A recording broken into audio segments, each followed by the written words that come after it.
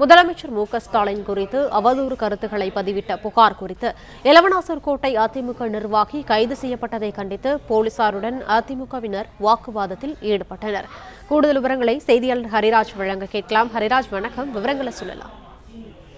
வணக்கம். கள்ளக்குறிச்சி மாவட்டம் உளுந்தூர்பேட்டை அருகே உள்ள எலவனாசர்கோட்டை ஊராட்சியில் பொதுவாக ஒரு சமூக வலைதளம், அதாவது வாட்ஸ்அப் குரூப், பேஸ்புக் குரூப் இயங்கி வருகிறது. இந்த குழுவில் அந்த பகுதியைச் சேர்ந்த பல்வேறு தரப்பினரும் பல்வேறு கருத்துக்களை பதிவு செய்து வருகின்றனர்.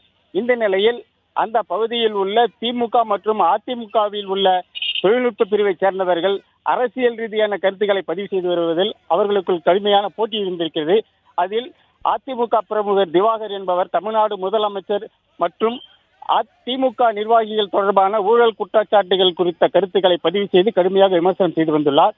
அதேபோல் அதே பகுதியைச் சேர்ந்த திமுக பிரமுகர்களான மணவாளன் மற்றும் பழனி ஆகிய இருவரும் முன்னாள் முதலமைச்சரும் அதிமுக பொதுச் செயலாளருமான எடப்பாடி பழனிசாமி குறித்த அவதூறு கருத்துக்களையும் பதிவு செய்து வந்திருக்கிறார்கள்.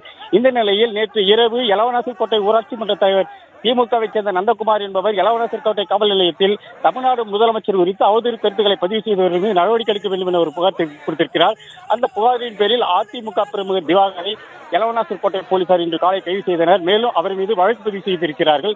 இந்த நிலையில் அவர் மீது வழக்கு பதிவு செய்து சிறையில் அனுப்புவதற்காக தற்போது ஏற்பாடு நடைபெற்றுக் கொண்டிருக்கிறது.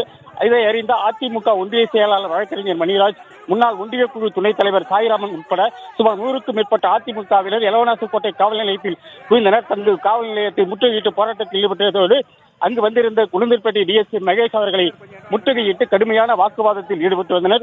தொடர்ந்து இந்த மிகப்பெரிய அளவு பதற்றமான சூழல் உருவானதை தொடர்ந்து 100க்கும் மேற்பட்ட அதிமுகவினர் உளுந்தூர்பேட்டை அடுத்த எலவனாசர்கோட்டை காவல் நிலையம் முன்பாக உளுந்தூர்பேட்டை சேலம் பிரதான சாலையில் மறியல் போராட்டத்தில் ஈடுபட்டு வந்தனர்.